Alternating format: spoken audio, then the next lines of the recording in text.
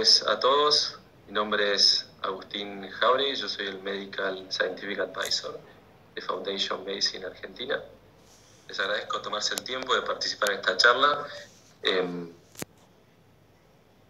donde se va a hablar de la importancia del Molecular Tumor Board y cómo se ha implementado en el contexto COVID. Para ello, la doctora Carmen Puparelli ha aceptado brindarnos una charla. Así que bueno, muy agradecido. Por favor, al final van a tener un momento para hacer las preguntas, así que sería mejor que las hagan una vez que finalice la charla. Carmen es médica oncóloga del Instituto Alexander Fleming, especializada en oncología torácica. Carmen, bienvenida. Muchísimas gracias por aceptar esta invitación. Le doy la palabra. Bueno, muchas gracias, Agustín. Buenas tardes a todos. Y gracias a todos por estar conectados a esta hora que tal vez en algunos países no se tenga un horario. Si ustedes están de acuerdo, ya comparto la presentación para iniciarla. Por favor.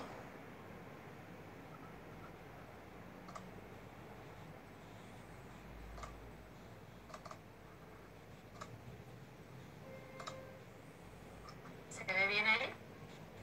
Se ve perfecto, Carmen. Bueno, como adelantó Agustín, el sentido de este webinar es compartir con ustedes la importancia de tener acceso por lo menos a un comité de biología molecular o Molecular Tumor Board, como se dice en inglés.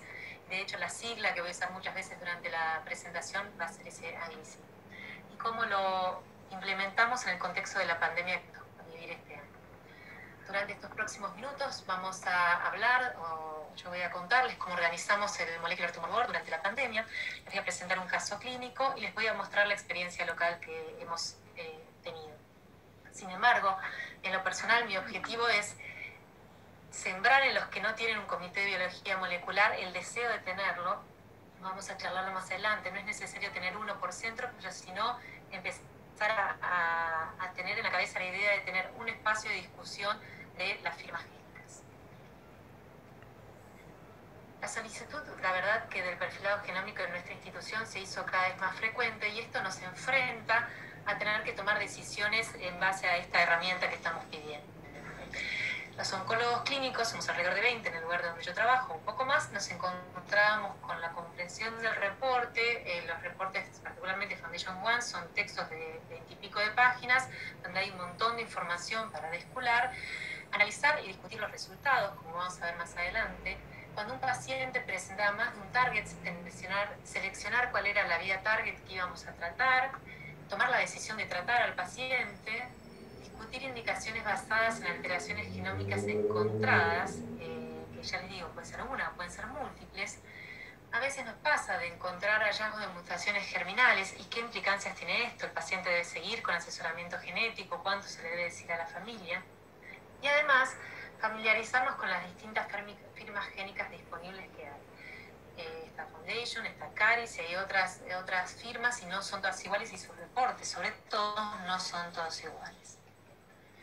¿Qué desafío nos encontramos cuando pensamos en hacer esto? El tiempo. En mi institución hay por lo menos 6 comités semanales, por los cuales el comité general, el comité de pulmón, el de mama, el de melanoma, el de digestivo, por lo cual encontrar un momento para volver a juntarnos todos para discutir este tema no era fácil. Encontrar un lugar, porque por la misma razón el auditorio suele estar complicado, porque además se hace ahí el pase de guardia, o sea que no era fácil encontrar el lugar. Organizarlo, tiene que haber alguien a la cabeza, que no por eso tiene que ser el que más sepa de genómica, pero sí que tenga la capacidad de coordinar a los participantes, de preparar los casos clínicos y enviar toda esta información a la persona que está afuera, que ahora vamos a ver quién es, y el financiamiento también del comité, que es la otra cosa que teníamos que buscar. Por otro lado, teníamos que disponer del recurso humano, no solo nosotros los oncólogos, sino de un recurso humano que supiera de genómica, que estuviera formado en eso, tuviera experiencia, expertise, que fuera capaz de interpretar la información disponible que está no estructurada, no por el reporte, sino por salir a buscar la información alrededor, que es dinámica, cambia. Nos pasa que una mutación que hoy tal vez no tiene significado, en 6 meses tiene un significado distinto, y buscar datos clínicos y sobre todo preclínicos. Esto no es tan fácil de encontrar en una sola persona, porque mucha gente formada en genómica, pero pueden no tener tanta experiencia en clínica, o al revés, así que nosotros tuvimos la suerte de encontrar. Los objetivos de nuestro comité eran encontrar un espacio común de discusión donde participáramos de forma multidisciplinaria y que pudiéramos hablar un lenguaje parecido, por lo menos, capacitarnos, sobre todo los oncólogos que no tenemos tanta formación, hablo por mí, hay oncólogos que sí, en genómica, empezar a aprender de todas estas cascadas, de estas vías aberrantes y de este lenguaje que empezamos a adquirir, estandarizar la toma de decisiones para que a medida que el comité es cada vez más frecuente podamos hablar un lenguaje común y tener unas decisiones con respecto a ciertas mutaciones en forma estandarizada. Identificar potenciales pacientes para ensayos clínicos. Esto pasa no tanto en la institución, porque tal vez entre nosotros tenemos más al dedillo que ensayos clínicos están corriendo, pero sí siempre hay alguien que conoce a otro de otra institución que tiene un ensayo corriendo para esa mutación particular o nos puede poner en contacto. Y por último, recopilar datos.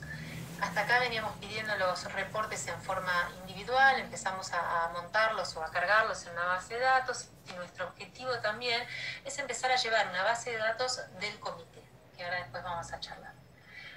La primera experiencia, como no nos logramos ponernos de acuerdo para el final del 2019, ni en el día, ni el lugar, ni quién participaba, y bla, bla, bla, nuestra primera experiencia fue humilde, pero fue la piedra fundamental, diría yo, para el desarrollo de los siguientes comités. Y eso fue con el grupo de oncología torácica. Miren lo que es la foto. La verdad que éramos 3 gatos locos, 4, porque en la última aparece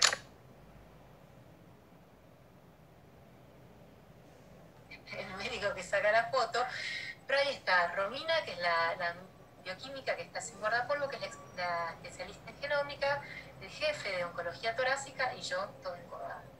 En la otra foto sumamos también a Florencia, que es otra de las participantes del servicio, de las médicas del servicio de oncología torácica, y Martín. Así empezamos nuestro primer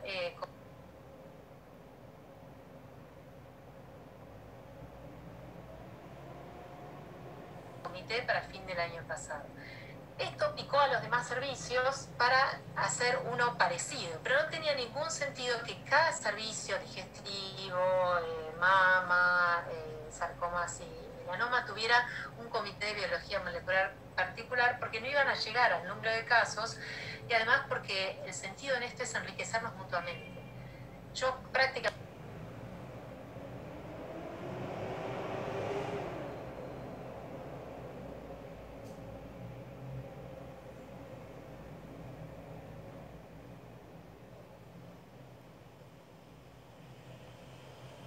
no veo pacientes con melanoma y sarcoma, pero la discusión de una firma génica de un paciente de melanoma y sarcoma me nutre a mí para para otros pacientes con patología torácica. Así que es muy enriquecedor participar todos juntos.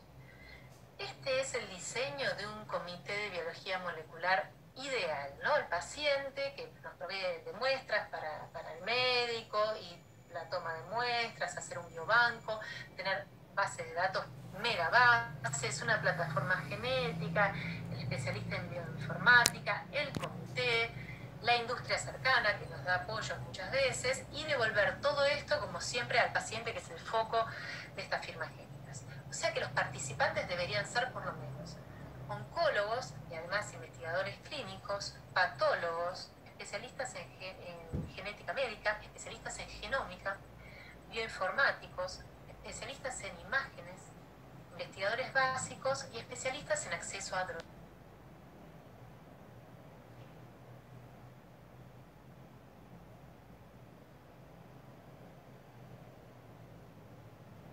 Por el resultado que nos pudiera brindar el informe final.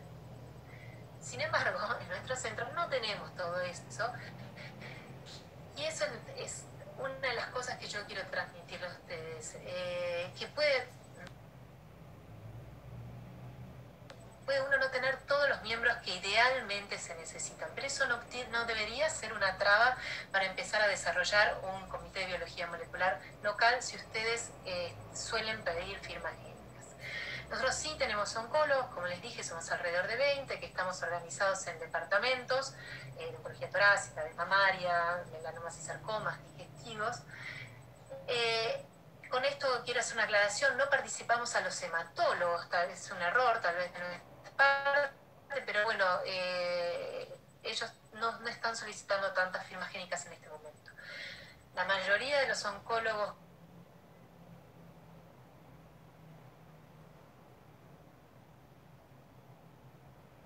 clínicos de mi institución son investigadores clínicos, así que en ese sentido teníamos cumplida ese casillero. Invitamos a los patólogos a participar. Tenemos una médica oncóloga que es especialista en asesoramiento genético, entonces ella hace las veces de genetista, pero no teníamos un especialista en genómica. Así que ese recurso tuvimos que ir a buscarlo afuera. Por suerte dimos con la doctora Girotti, que es una persona sumamente formada en y con mucha expertise en lo que sea el puente entre la genómica y la clínica, que a veces eso es lo difícil de encontrar. Romina, por suerte, tiene esto y puede amoldarse a nuestras locuras clínicas que le vamos presentando. No tenemos bioinformático por ahora. Nosotros trabajamos fundamentalmente con firmas génicas cuyos reportes ya viene analizado, así que no nos vemos en el brete de tener que analizar los datos crudos, por suerte. En algún momento, cuando tengamos una base de datos más grande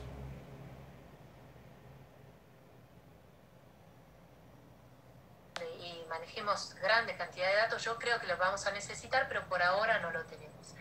Invitamos a los especialistas en imágenes, hasta acá no han participado, pero la verdad es que nuestros pacientes cuando llegan al Comité de Biología Molecular ya han pasado el tamiz de haberse discutido en el Departamento de Imágenes. Tampoco tenemos todavía investigadores básicos, pero es nuestro plan que participen, y tampoco tenemos un especialista en acceso a drogas. La logística que encontramos que por ahora no funciona es hacer una reunión mensual con 4 o 5 casos discutidos por reunión, y lo que sumamos en este momento de la pandemia es el acceso online. Usamos una plataforma de comunicación, particularmente usamos Zoom, pero podría usarse cualquier otra, y esto es una cosa que salió a raíz de la pandemia, pero la verdad es porque estamos muy acostumbrados a juntarnos, y si hay café mejor, y si hay comida ni les digo, pero dio la posibilidad de que se conectara mucha gente que de otra forma no hubiera participado, porque a esa hora, los viernes al mediodía, que es cuando nos juntamos, un viernes al mes, muchos de los médicos no están en Fleming, porque o trabajan en otro lado, porque no es el día que les toca venir, o lo mismo pasa con los patólogos. Entonces, de esa manera nos garantizamos o le damos la posibilidad a todos que se conecten en forma virtual. Si yo les tuviera que contar a ustedes cómo fue la coordinación del Molecular Tumor Board de nuestra institución, que no funciona, de todos modos es dinámico y estoy segura que va a ir cambiando, es como en 3 eslabones. Tenemos un primer eslabón, que es la que yo coordino, que es la recolección de casos clínicos y de los reportes. Yo le envío toda esta información al especialista en genómica y nos juntamos mensualmente a discutir el caso en el comité. La recolección de casos clínicos y reportes, que es la parte que a mí me toca, como les decía, es espontánea. Yo, a vez que sé la fecha en que nos vamos a juntar, empiezo a incentivar a los oncólogos que tengan casos para presentar, a que los envíen, sobre todo con tiempo. Nosotros trabajamos generalmente muy sobre el pucho, ¿sí? Argentina muy sobre la fecha, entonces yo necesito que me manden el resumen y los reportes rápidamente o tempranamente para que la especialista en genómica lo pueda analizar como hace ella. Los perfilados genéticos son solicitados de inicio por el oncólogo, no son sugeridos por el comité, así que en ese sentido el médico trabaja con total libertad de solicitarlo. Le pido que haga un resumen breve de historia clínica, y eso tal vez es difícil de conseguir,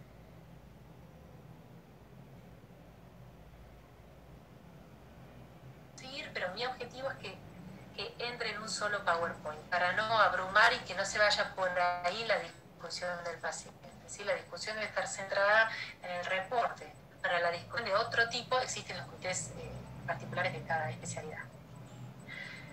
El flujo en el que nosotros organizamos la toma de muestra de FMI o de la firma génica que decidiéramos solicitar es este que tienen en la pantalla.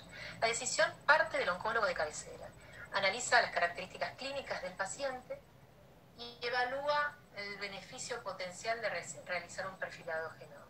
Todo esto está centrado siempre en el paciente y debe beneficiar. No se hace hoy por hoy por decisiones académicas, si bien hemos participado de proyectos y estamos participando de proyectos, por ejemplo en sarcomas, que sí lo hacen en forma gratuita, digamos, para ciertos tumores en particular, pero en las generales de la ley, el oncólogo toma la decisión solo en su consultorio. Estas firmas clínicas todavía no han sido incorporadas a los seguros de salud, digamos, corren por cuenta del paciente. Una vez que se charla con el paciente, se deciden los riesgos potenciales, se explica que Foundation o cualquier firma génica puede encontrar una vía que sea tratable o puede encontrar una vía que no sea tratable o no tratable con las drogas disponibles o puede no encontrar ninguna mutación en particular. Todo esto desde mi punto de vista debe ser hablado claramente con el paciente antes de solicitar el estudio para evitar frustraciones cuando vuelva al reporte. Una vez que tomamos la decisión, contactamos a la secretaria, hay una secretaria que se dedica exclusivamente a FMI, que le acerca el presupuesto al paciente y acerca los formularios de consentimiento informado. Si el paciente está de acuerdo, firmamos el consentimiento y la secretaria se encarga también de recolectar la muestra. Cuando digo recolectar no me refiero a que la tome ella misma, sino ir a buscarla. Si es de tejido y está en Fleming, contacta al sector de patología que tiene el almacenamiento de los tejidos y la consigue. Eso lleva poco tiempo, estando en el mismo lugar, en 48 horas más o menos tenés la muestra sacada del archivo. Si la muestra está en otro centro, bueno, hay que ponerse en contacto con el servicio de patología del otro centro y pedirle que por favor la envíen o a veces va el paciente a buscarla. Si la muestra fuera de sangre para una biopsia líquida, enseguida la secretaria se encarga de coordinar con el laboratorio de análisis clínicos la extracción de la muestra, la conservación hasta que se envía. Si la muestra es de tejido, pasa por otro eslabón más de patología, pero no es el mismo sector de patología que se dedica a diagnóstico y almacenamiento de muestras, sino es el laboratorio de la doctora Pombo, que se encarga de confirmar que la calidad de la muestra sea suficiente como para ser enviada. Esto lo hicimos, este paso lo agregamos a partir de ver que algunas muestras volvieron por calidad insuficiente y eso genera mucha pérdida de tiempo, pérdida de recursos y una frustración en el paciente. Entonces decidimos agregar este eslabón que realmente nos ahorró muchos dólares de cabeza y nos hace trabajar bien, porque enviamos a Foundation las muestras que son de buena calidad. Después se procede al envío de muestras, que en nuestro país tiene una serie de formularios y de requisitos que al principio nos resultaron una traba, pero ya después de varias muestras enviadas lo tenemos muy aceitado y no falla. Al cabo de 2 o 3 semanas recibimos el reporte lo recibe el médico de cabecera vía email y va directamente a él. Y es ahí cuando el médico de cabecera decide si es necesario presentar al paciente en el Molecular Tumor Board o no. Si así lo fuera, lo presenta.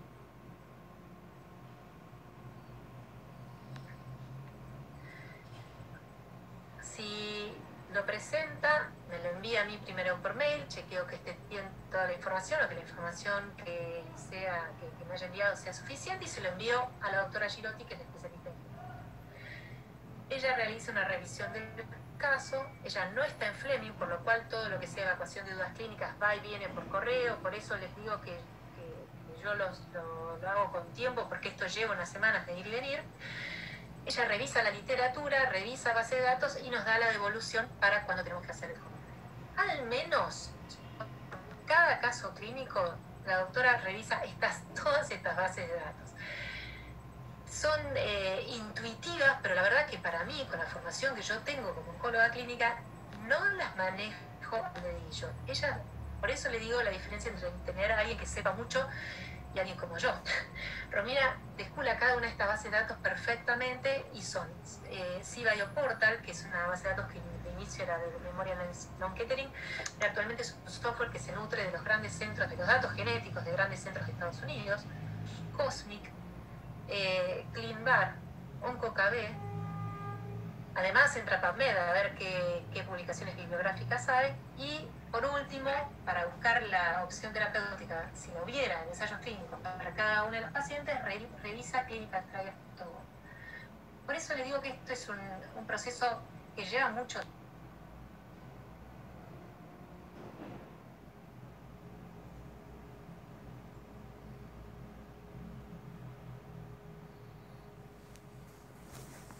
tiempo, más si uno no tiene la expertise en revisarlas, en buscarlas, en recorrerlas, digamos, y en exprimirlas, la verdad es que tiene una cantidad de información impresionante. Con esto,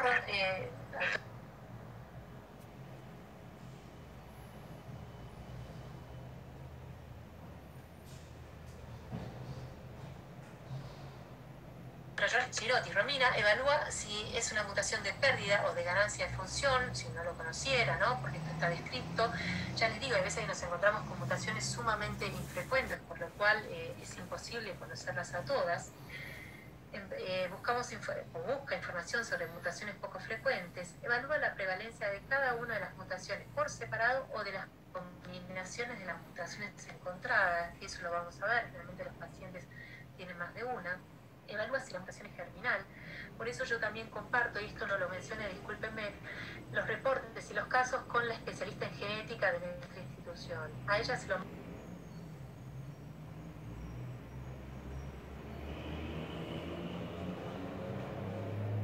mando también de forma anticipada para que pueda buscar si hubiera una mutación germinal, porque de ser así, ella asesora al médico tratante durante el comité sobre qué hacer con ese paciente y esa familia. Bueno, Romina además revisa la bibliografía y evalúa la disponibilidad de ensayos clínicos en nuestro país. Y después llegamos al mes, digamos, para discutir este caso en el, les pido perdón por el error de TPO, en el Comité de Biología Molecular. Se hace una presentación breve del caso, se hace un análisis pormenorizado del reporte, se discuten los hallazgos, se evalúan las sugerencias terapéuticas, si bien la especialista en genómica nos desglosa toda la información que hay sobre esa mutación y sus opciones terapéuticas, la decisión final sigue siendo del oncólogo tratante. No es que es mandatorio u obligatorio cumplir la decisión o la sugerencia del comité. Y además se cargan los datos de los pacientes presentados en una base de datos. Esta es la primera diapositiva que compartimos en el comité, que es una agenda. Esta agenda que ustedes ven, que tiene solo 3 casos, fue del primer comité de oncología torácica, por eso son todos cáncer de pulmón. Hace una agenda de los 3 casos que vamos a discutir con los títulos, y después el oncólogo tratante discute el caso clínico, presenta, mejor dicho, el caso clínico. Era un paciente mío que tiene el diagnóstico de cáncer de pulmón a partir de debut de metástasis pleurales y peritoneales para finales del 2014. Sitúense en el tiempo, eso fue hace muchos años, fue una adenocarcinoma y fue GFR positivo. Como fue hace tanto tiempo, ni siquiera nos importaba saber o no nos cambiaba mucho saber qué tipo de mutación del EGFR tenía, no está descrita en el reporte y ese laboratorio ya tampoco está más. Imagínense lo que tardaría en volver al resultado de esa mutación alrededor de un mes, que el paciente inicia el tratamiento de primera línea con carboplatino pemetrexed, cosa que es impensada hoy por hoy, donde un reporte de un EGFR lo tenemos en menos de 7 días. Pero el paciente, al cabo de 6 meses, tiene progresión pulmonar. Entonces, en ese momento decidimos rotarlo a erlotinib, que más o menos estaremos en mayo del 2015. Con erlotinib el paciente está aproximadamente 4 años, con excelente respuesta y excelente tolerancia, sin haber tenido ningún problema, excepto que desarrolla en el medio un cáncer primario de próstata. Localizado, se irradia y se trata con hormonoterapia. En marzo del 2019, o sea, casi 4 años más tarde, el paciente tiene progresión pulmonar y ganglionar mediastinal. En ese momento, el único sitio que tenía acceso era, o de más fácil acceso en realidad, era la ganglionar mediastinal.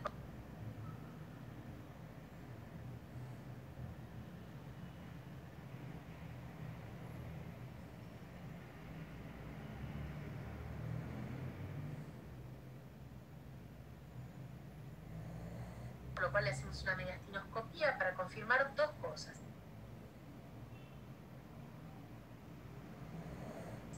primero que el paciente tenía progresión de su cáncer de pulmón y no de su cáncer de próstata, que era lo más probable, pero había que confirmarlo, y además para hacer una P790 en el tejido, que ustedes saben que es un poco mejor que hacerla en sangre, y además teníamos acceso a tejido. Sin embargo, la P790 fue negativa, o sea que no era ese el mecanismo de resistencia que había desarrollado el paciente al inhibidor de la tirosinquinasa, y la biopsia de ese ganglio nos confirmó que el adenocarcinoma era vinculable al pulmón, o sea que no era una próstata. Yo en ese momento decido dejarlo un tiempo más, estamos en marzo, lo considero oligoprogresado y decido dejarlo con erlotinib un tiempo más. Pero en septiembre ya la progresión se hace marcada y uno de los lugares donde progresa es en forma subdérmica. En ese momento le propongo al paciente hacer una firma génica, el paciente tenía posibilidades de hacerla y le resecamos esa lesión subdérmica y le hicimos un Foundation One en tejido. Y ahora vamos a discutir. Esta parte del comité es la que hacemos nosotros, los oncólogos. De acá en adelante sigue en manos de la bioquímica, de la especialista en genómica, que es a lo que le dedicamos más tiempo. La primer diapositivo que nos muestra Romina es esta, que es la carátula del reporte, ¿sí? Sea de este o sea de cualquier otra firma génica. No sé si todos han tenido acceso a ver cómo es un reporte, pero tiene esta primera página donde a la izquierda vemos los datos del paciente, están anonimizados, pero está su nombre, su fecha de nacimiento, su edad, mis datos del médico que lo pidió y los datos de la biopsia que hicimos. Y tenemos un pequeño recuadro que depende del número de mutaciones que tienen, puede ser más grande, mutaciones halladas, ¿no?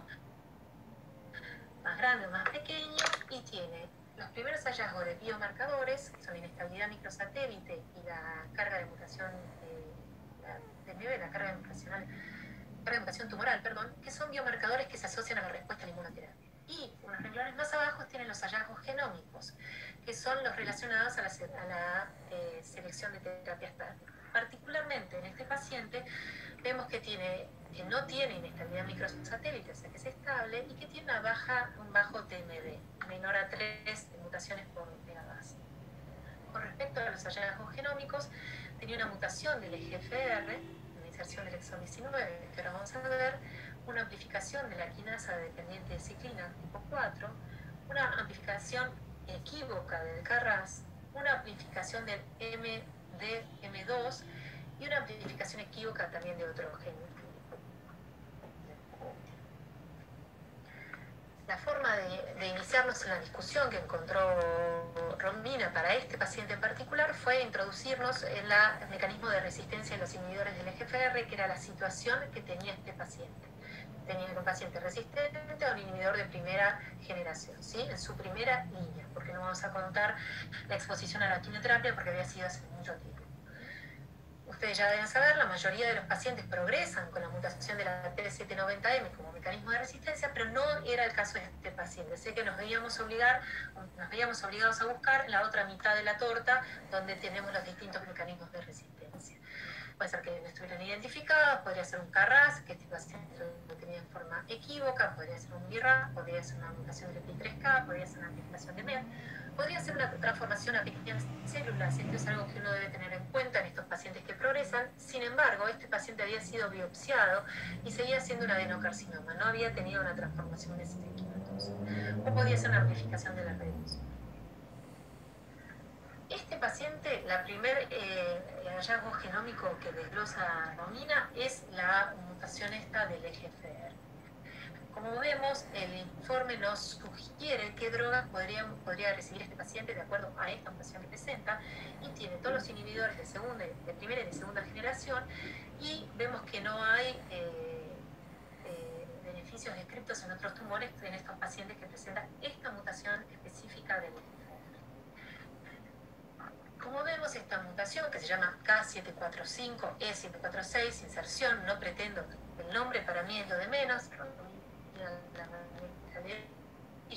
mí no, pero es una inserción dentro del exón 19, que no se parece en nada a las mutaciones del exón 19 que estamos acostumbrados a ver en la práctica clínica, y como ustedes ven en la torta de mutaciones, vemos que es una mutación sumamente infrecuente.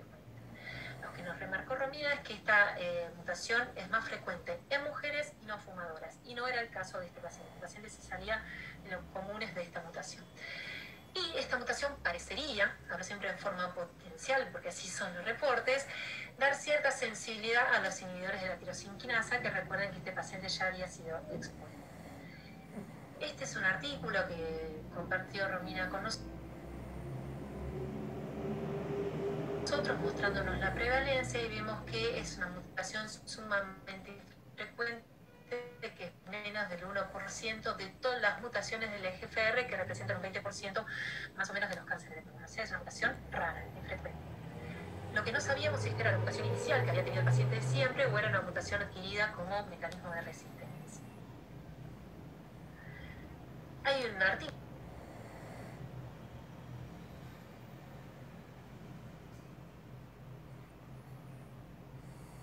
sin embargo, por más que es rara, hay un artículo que comenta los resultados de los pacientes con mutación, inserción de exon 19 en las mutaciones de EGFR, y siempre comenta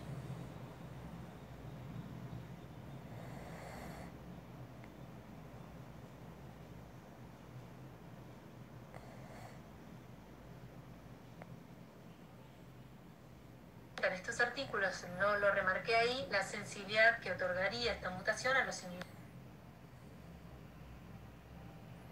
de la tirosinquinasa. La otra mutación que desglosamos en este comité fue la amplificación de la quinasa 4, la quinasa dependiente de ciclina 4, y las drogas sugeridas para esta amplificación no son específicamente en cáncer de pulmón, pero sí en otros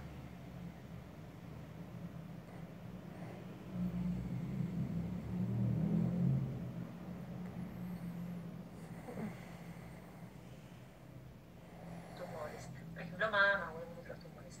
Y las drogas sugeridas son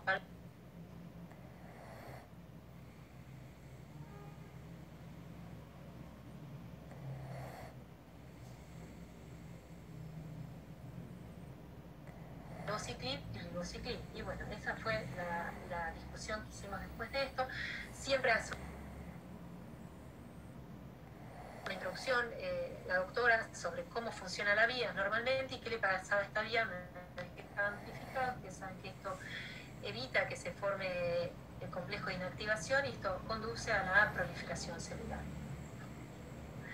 Esta mutación también es extremadamente infrecuente en cáncer de pulmón, ahí está remarcado, sí, es menos del 5% de los tumores que se ha encontrado esta mutación, lo que nos refuerza la necesidad de unir los datos que uno va encontrando, porque yo probablemente este sea el único paciente que encuentre con esta mutación en cáncer de pulmón en mi vida, pero si me juntara y consiguiera trabajar en red y sumar estos hallazgos y los resultados que tuvimos con otros médicos, me parece que es la única forma de avanzar un poco en estas mutaciones infrecuentes. Esta es una descripción de un caso de un paciente tratado con palbociclib con una mutación parecida.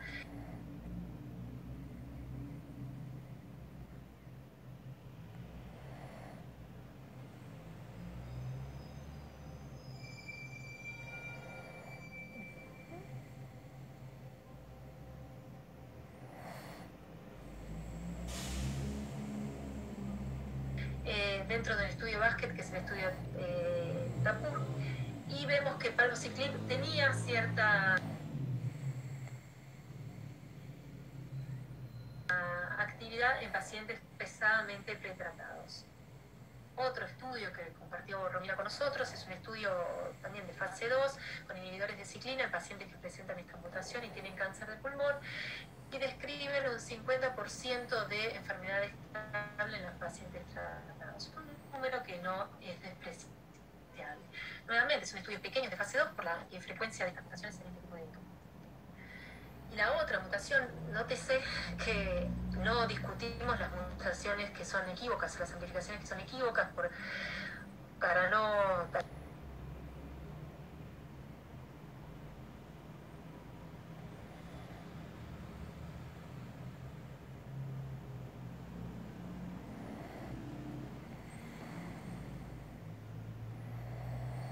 Tal vez para focalizarnos en las que sí son encontradas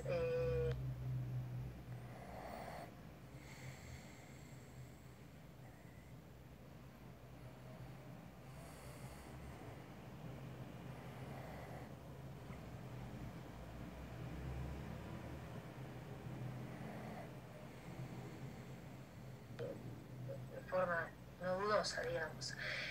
La amplificación del M2, del MDM2, que no se asocia a ningún blanco terapéutico. Nuevamente, acá nos comparte Romina las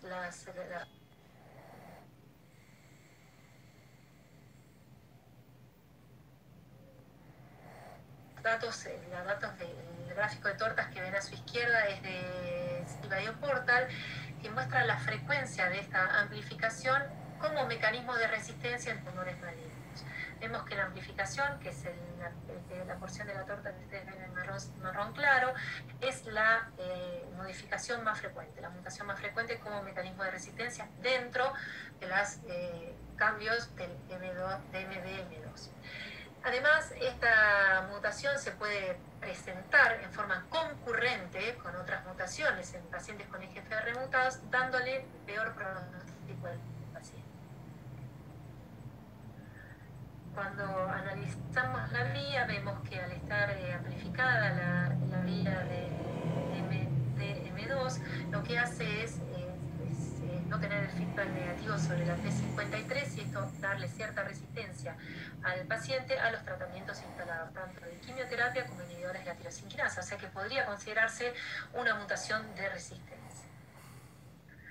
Tanto a los inhibidores de la tirosinquinasa como a la inmunoterapia. Está descrita como, por lo menos como está bastante conocida como mecanismo de resistencia a la inmunoterapia también. O sea que este paciente tenía bastantes conmutaciones. Tenía la del EGFR, la de la ciclina y la del MDM2, perdón, siempre lo digo. La existencia de todas estas conmutaciones encima de tener una de resistencia le daba al paciente actualmente un escenario de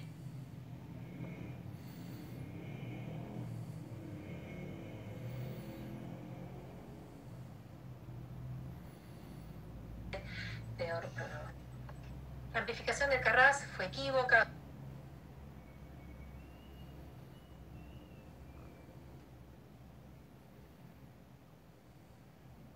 Que se presentó, se discutió, pero no le dimos tal vez tanta importancia.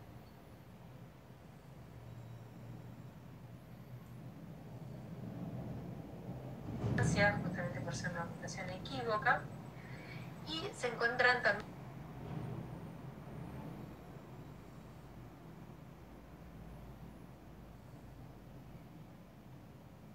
al final del reporte es lo que se llaman las variantes de significado incierto. Este paciente, de todas las que presentaba, Romina nos remarcó dos.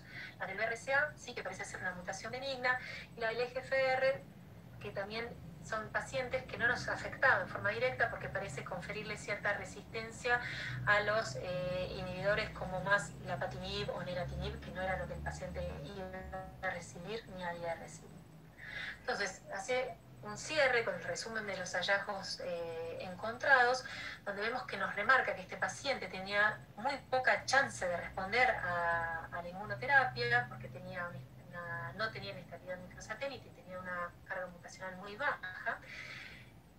Tenía un gen que predecía la respuesta a un anti-GFR de segunda línea, pero tenía otras conmutaciones que empeoran la respuesta de la inmunoterapia, a las terapias target, y además tenía una mutación que nos ponía en riesgo de hiperprogresión o de posible resistencia a la quimioterapia y a los inhibidores. O sea que teníamos un cuello de botella con este paciente. Yo creo que no lo puse al final, pero se decidió tratar a ese paciente con un inhibidor de tirosinquinasa de segunda generación.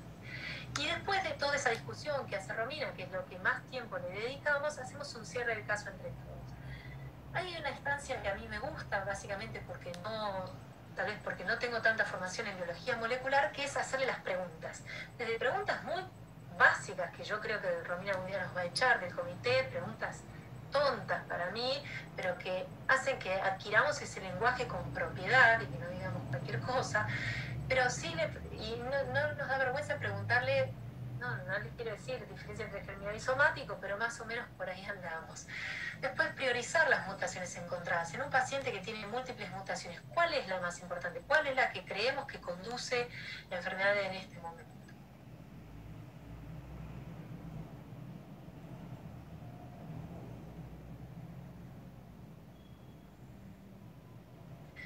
discutir las opciones terapéuticas si tiene varias, ¿sí? Y eso tal vez ahí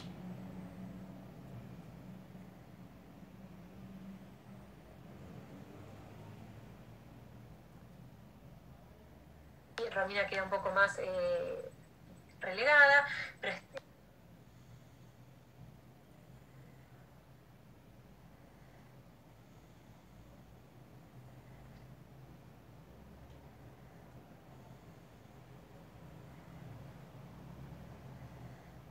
está bueno encontrarnos todos los oncólogos discutiendo sobre las opciones,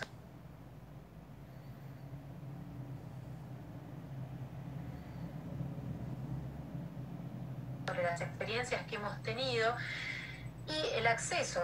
La otra vez nos pasó que no creíamos, el médico tratante creía que no iba a tener acceso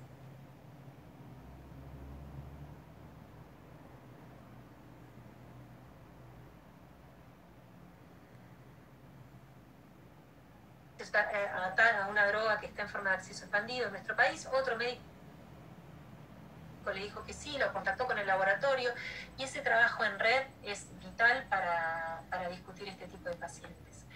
Y está, como ya les dije, nuestra asesora en genética que está al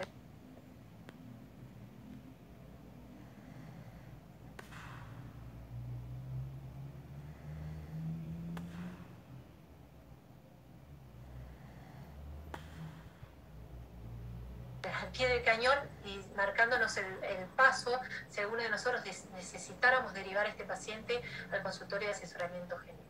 Porque se nos pasan algunas cosas o mutaciones que no sabíamos que deberíamos haber derivado. Y otra cosa que nos está empezando a encontrar son mutaciones germinales que no se asocian al síndrome que estamos tratando, entonces, o que aparecen fuera de un síndrome. Entonces nos sorprenden, son hallazgos de estas firmas génicas y es muy importante tener la participación de Luisina en esto. Si yo les tuviera que decir a ustedes o contar a ustedes cómo es el flujo de un paciente que se le solicita un estudio de firma génica, voy a decir Foundation One, pero podría ser cualquiera. En el paso 1 vemos esto, lo que comentamos, la decisión del médico de solicitarla, también es decisión del médico de participar del Comité de Biología Molecular. Tenemos este Comité de Biología Molecular que para mí es sumamente enriquecedor y fundamentalmente por ser interdisciplinario.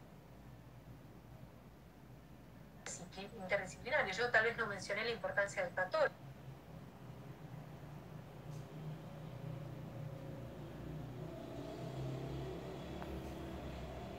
pero los patólogos que participan nos proveen de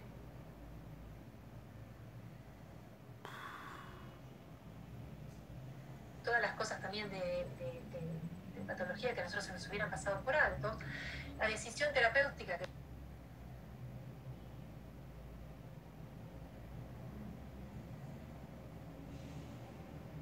les dije, queda en manos del oncólogo tratante. Y finalmente, lo que nos importa, porque todo esto es muy lindo en la academia, pero lo objetivo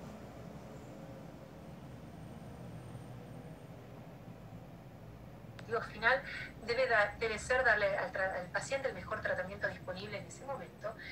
Y como objetivo secundario,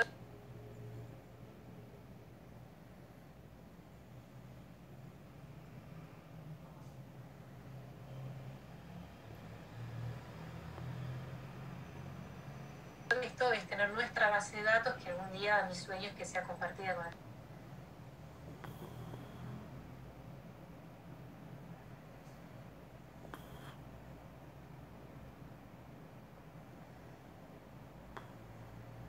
otras instituciones. ¿Cuál es la experiencia local, no del comité, sino de las firmas génicas que tenemos en nuestra institución? Nosotros tenemos, bueno, Argentina tiene disponible esta herramienta, Foundation One particularmente, pero otras firmas génicas también, más o menos desde hace 2 años. Y nuestra institución se convirtió en uno de los laboratorios de control de calidad, como les dije antes, de las muestras de tejido y de toma de muestras antes de ser enviadas a Estados Unidos. Desde noviembre del 2018, que fue más o menos cuando empezamos a tener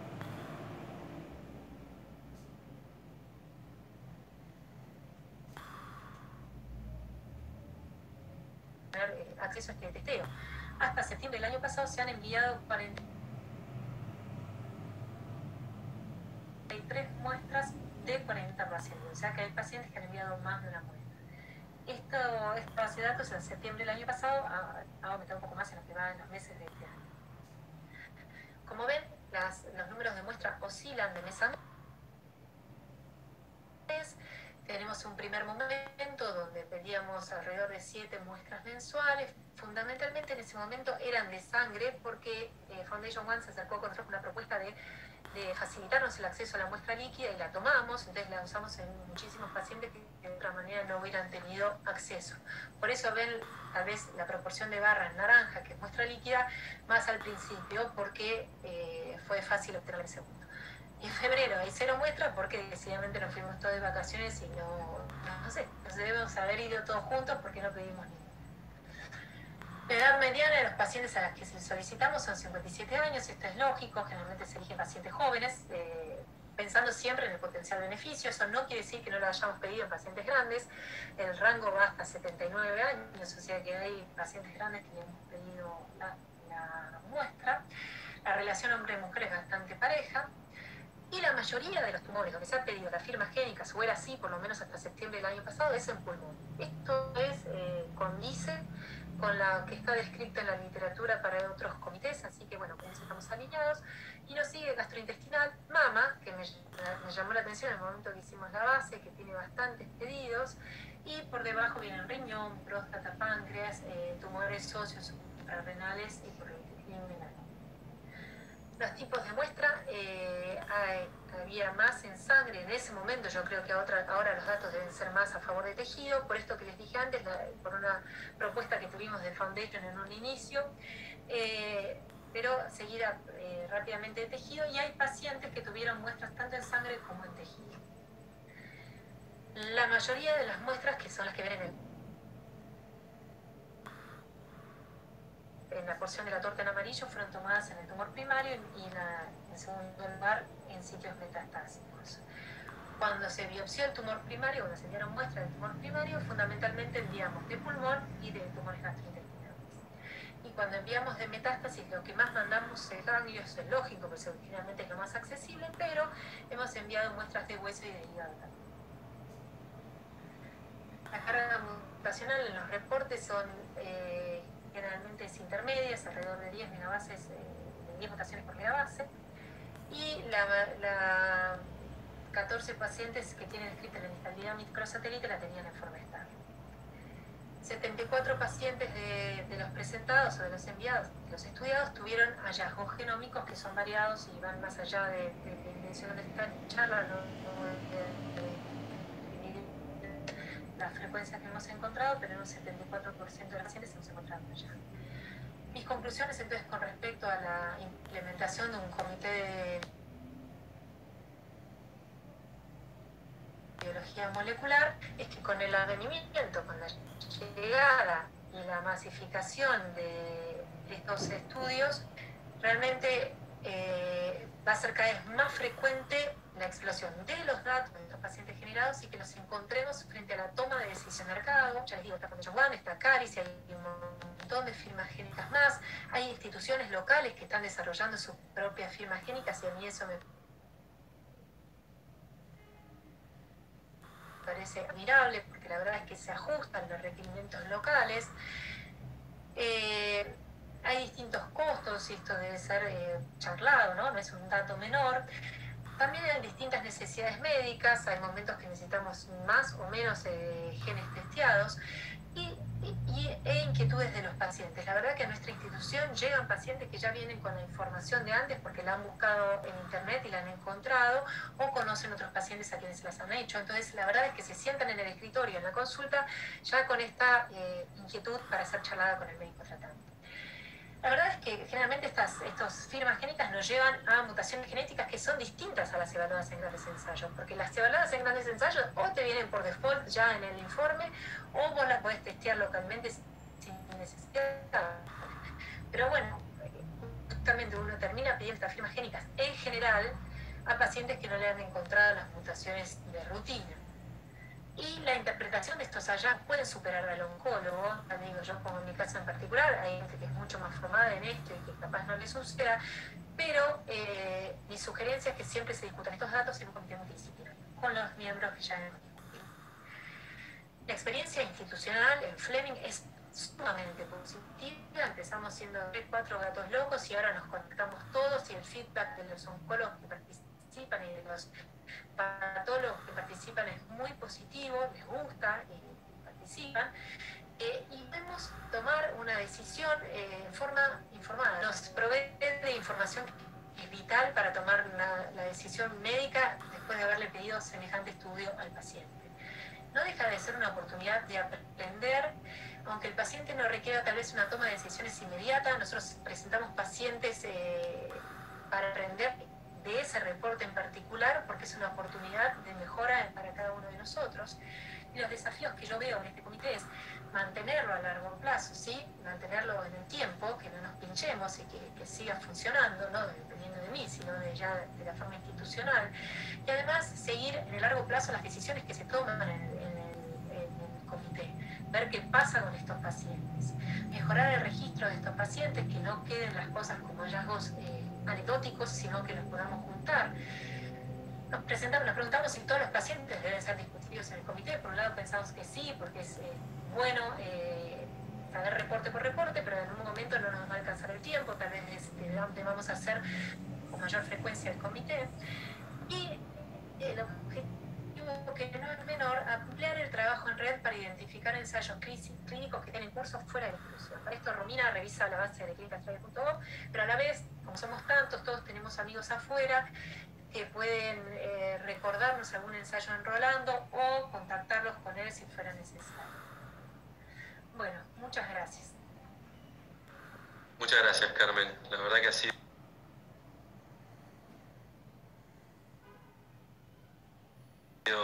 clarísimo, has cubierto todos los puntos, muy interesante.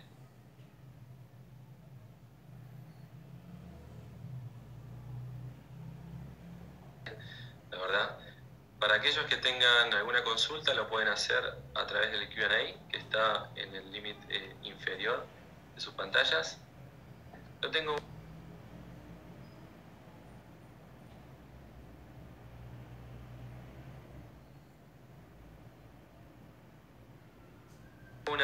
una pregunta. Me encantó la importancia que marcaste de la presencia de un especialista en genómica como parte de Molecular Tumor Board. Pero si vos tuvieses que resumir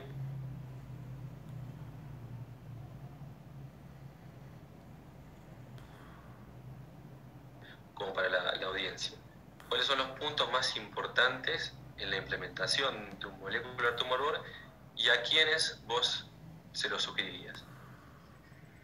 Mira, primero tienen que tener ganas, que eso es lo que yo quiero contagiarles a los que están escuchando. La verdad es que es algo que no tienen todos los centros, y lo entiendo, porque si vos no tenés casos para discutir, ojo, podés no tener un Molecular Tumor Board clínico, pero conozco otros centros que se reúnen a discutir vías, ¿entendés? Hoy discutimos la vía de Carras, la próxima discutimos la vía de...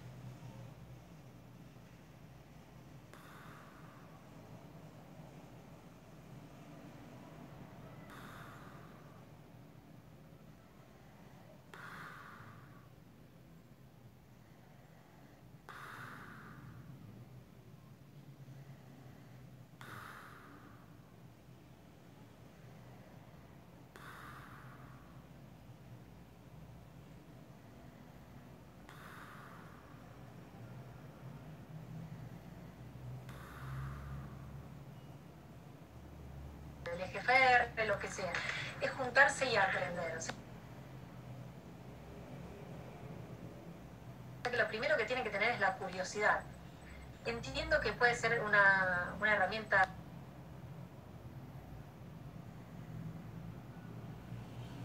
no el comité, sino las firmas clínicas costosas, y puede decir, mira,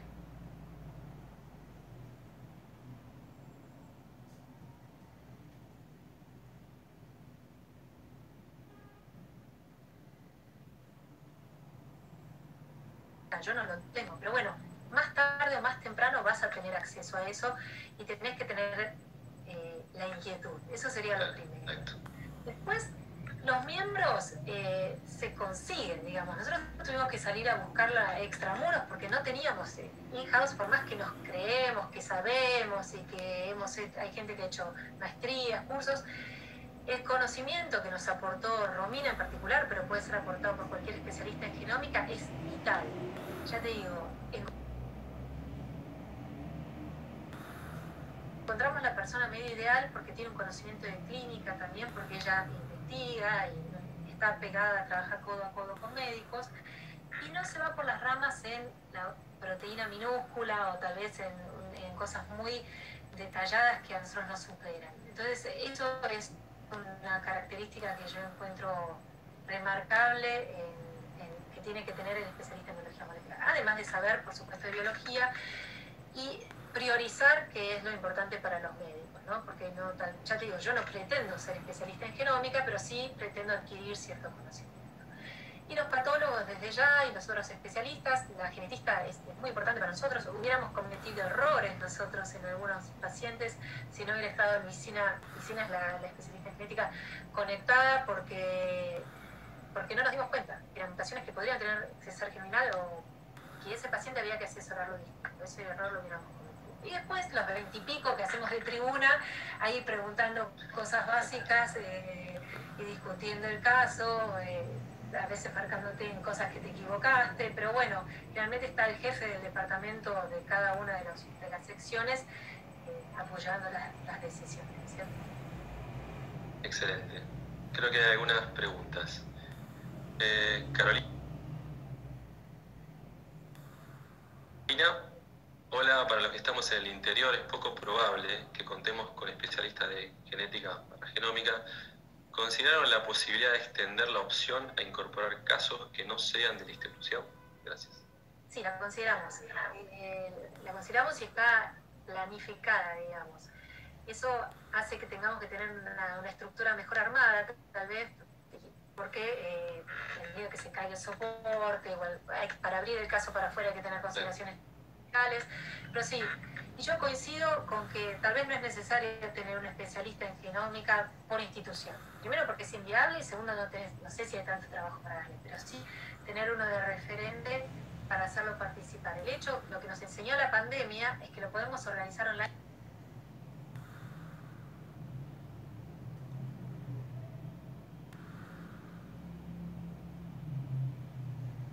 Perfectamente bien. Suena, la verdad, de perogrullo. Hay un montón de comités que ya funcionan online y creo que hay que imitar esos modelos y creo que sí.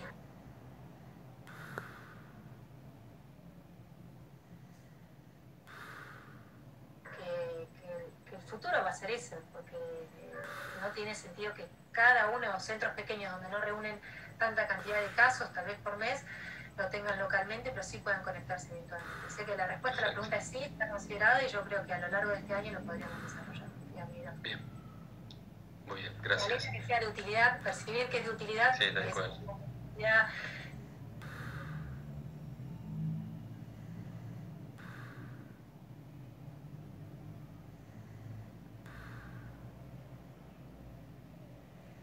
Nos satisfecha, digamos, porque eso nos apalanca o nos da respaldo para pensarlo para afuera. Muy bien. El doctor Mariano Carrizo pregunta a Carmen, ¿tienen pensado incluir un bioinformático?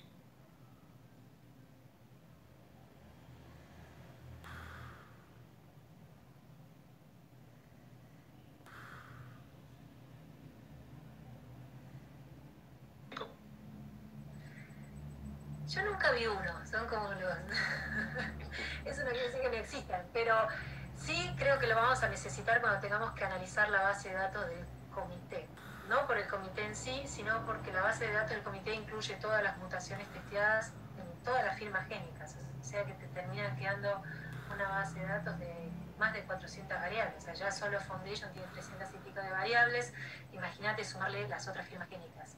Así que creo que sí. No sé si sería de mucha utilidad sentado en el comité en la discusión de casos con nosotros.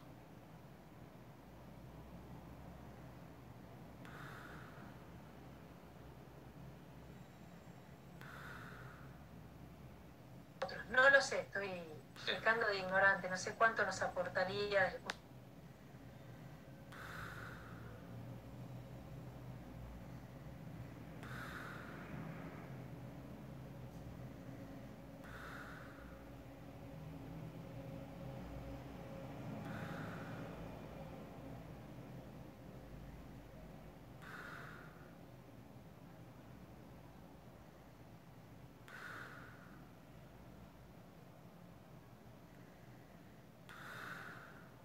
punto de vista médico.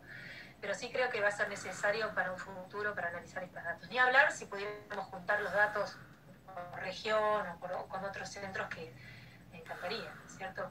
Ahí creo que sí vamos a necesitar un video formal.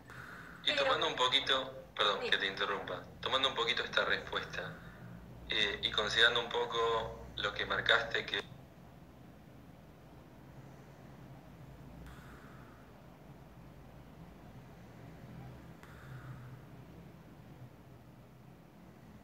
llega un momento que vas a tener tanta cantidad de moléculas en tu pulmón que no vas a tener tiempo.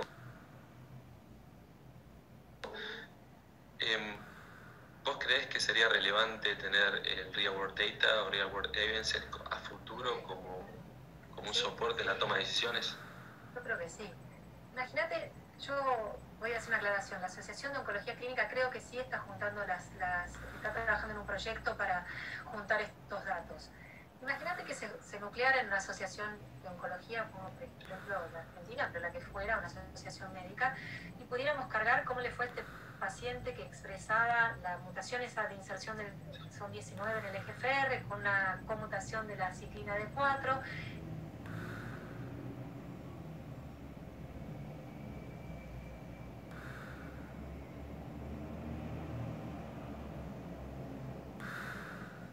y el MDM2. Y yo cargara cómo le fue a mi paciente, qué intervalo libre de progresión tuvo y otro cargar igual en otro lado. Entonces, me parece que esa es la única forma de obtener información sobre mutaciones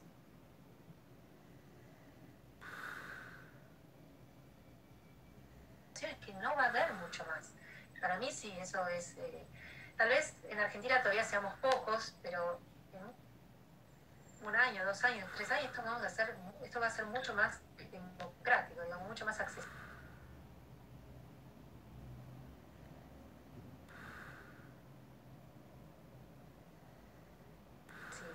Tal cual, en un futuro cercano. Yo espero que sí, si salimos de esta, espero que sí. Ahí, bueno, el doctor Daniel Campos hizo unas 4 preguntas. Dale. En caso de no poder rebiopsiar, ¿hasta qué antigüedad de material original se admite? ¿6 meses? ¿12 meses? No, hasta donde yo sé, por lo menos no sé si Agustín querés hacer un comentario, trata de mandar lo más actual que tengas, pero no te pone el límite para admitir muestra por antigüedad. Lo que pasa es que vos querés ver la situación genómica actual del paciente. Entonces, cuanto más actual, mejor. Y tal vez si la muestra es muy vieja y vas a ir a enviar un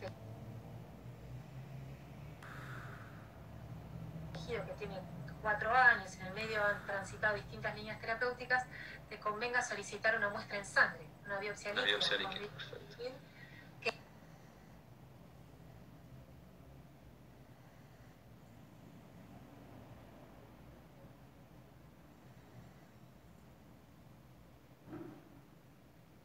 Que refleja mejor, si tiene buena cantidad de ADN circulante, la situación actual del paciente que la que tenía hace 4 años. Pero respondiendo de forma concreta, no hay un límite de tiempo para enviar. Bien, perfecto.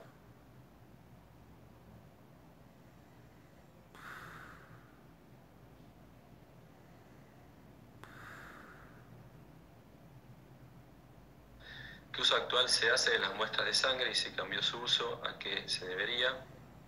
Mira, nosotros, en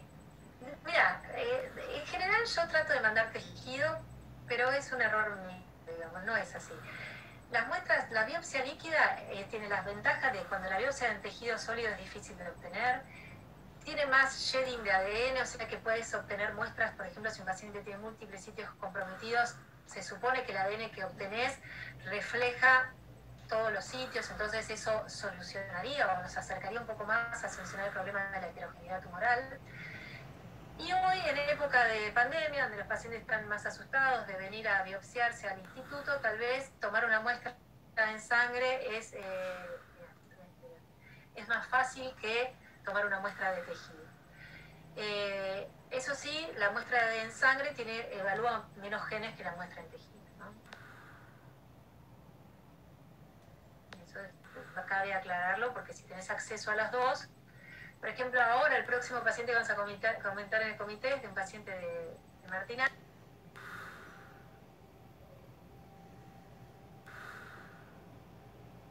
Ángel, que tiene 3 tumores distintos en un mismo paciente. Entonces, la verdad que encontrar a cuál mandarle la firma génica era difícil. Entonces, Martín decidió enviar la muestra en Liquid para que tenga sharing de ADN de todo esto.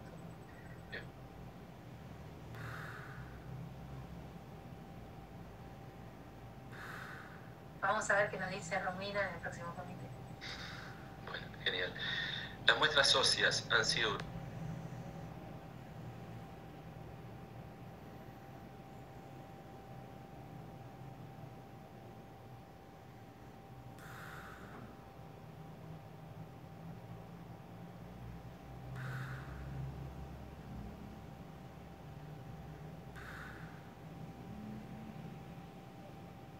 utilidad. Sí, las hemos mandado, mandamos pocas, pero las hemos mandado y nos han servido. Siempre con el control de calidad antes de salir, sobre todo por el tema de calcificación que tiene la muestra, pero si pasa el control de calidad, nos han devuelto el reporte. Bien, y la última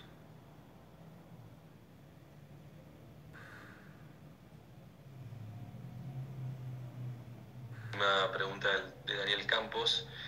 ¿En qué medida un perfilado genómico o perfil molecular, como lo puso aquí, presentado ha sido aceptado por los sistemas o terceros pagadores? Es una pregunta amplia. Sí, ¿en qué nivel? Diría bajo. No sé si hay alguien, si ustedes como compañía tienen alguna otra información. Los pacientes que yo les he solicitado han sido subvencionados por el paciente. Algunos han sido subvencionados por el laboratorio, por Roche. Y hay algunos pacientes que, peleándonos mucho con su sistema de prepaga, nosotros trabajamos con seguros de salud privados, hemos conseguido que nos lo paguen. Una paciente muy joven, donde logramos conmover al auditor. Es discusión caso a caso, pero si te dijera, no es algo que está ya aceptado como para ser cubierto por su prepaga. No sé si algunos de ustedes tienen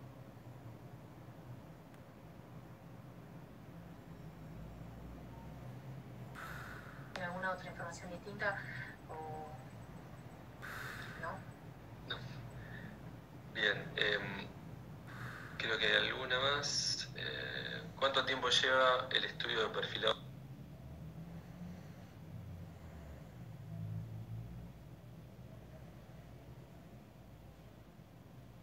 genómico para la toma de decisión terapéutica? Luis Flores Acosta. Desde que lo enviamos, más o menos, en promedio estarán tardando 2 semanas o 2 semanas y unos días, más o menos. Después, para la toma de decisión, vos podés tomar la decisión con el reporte una vez que lo tenés, o si lo vas a presentar en el comité, se asume que no es una emergencia, porque como el comité es mensual, no te da lugar a una emergencia, excepto que caiga justo en la fecha del comité, o levantes el teléfono y hables con el especialista en genómica, cosa que también hacemos, para discutir el reporte, digamos, in situ.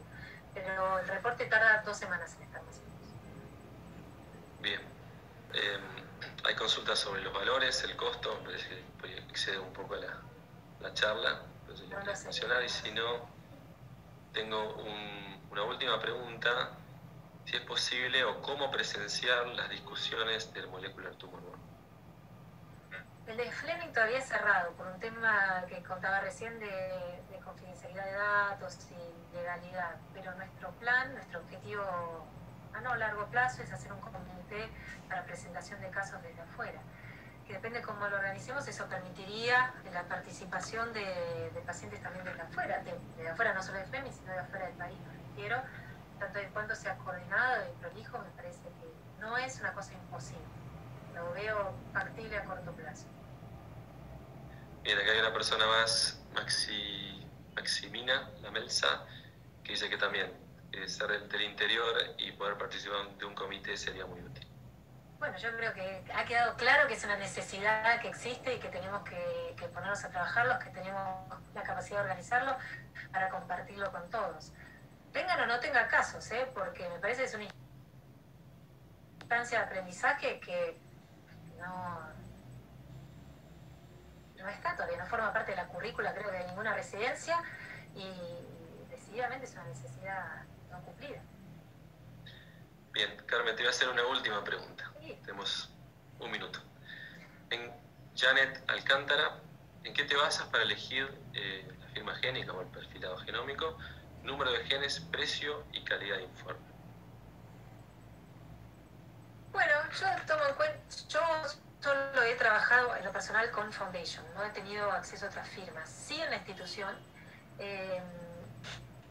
Te digo que esto es poco académico lo que voy a decir, pero el precio no es una condición menor, digamos, sobre todo porque uno se tiene que sentar al paciente y decirle que va a salir tanto. De todos modos,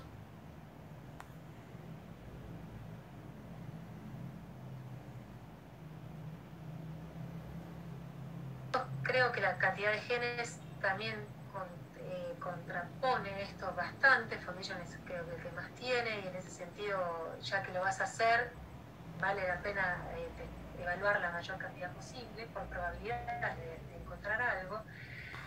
Y después, ¿cuál era la otra condición que me puso? Precio, número de genes testados. Número de genes, calidad de informe. Bueno, la calidad del informe de Foundation es muy buena. Te diría que es uno de los, por lo menos es el que yo estoy más familiarizada, digamos, ¿no? He tenido acceso a CARIS, pero no por haberlo pedido, sino por haberlo visto en otros comités, que también es bueno, pero en particular, el que más conozco yo, que es el de Foundation, es bueno. También es verdad que hay ciertas cosas que vos ya conocés. Por ejemplo, cuando te informan la mutación del EGFR, vos lo lees y lo más probable es que vos conozcas ya todo lo que dice el EGFR.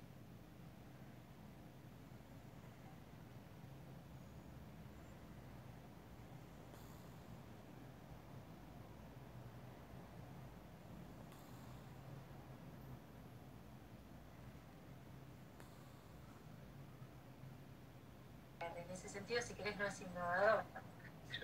Pero para mutaciones que vos no conocés tanto, como era la de la citrina o alguna otra, por lo menos te guía, te orienta a dónde ir a buscar las citas para encontrar la información. En ese sentido es útil. Por supuesto, la decisión sigue siendo tuya, ¿no? De la sugerencia, si no sería quedarte con la...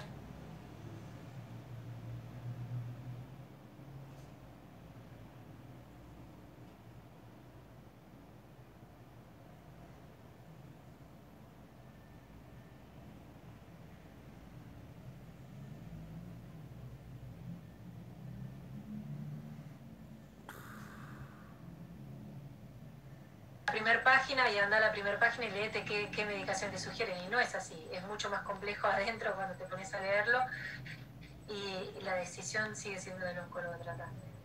Exacto. Bien, Carmen, creo que hemos cubierto todos los puntos. Te agradezco mucho por tu tiempo, por la charla, por poder compartir tu experiencia.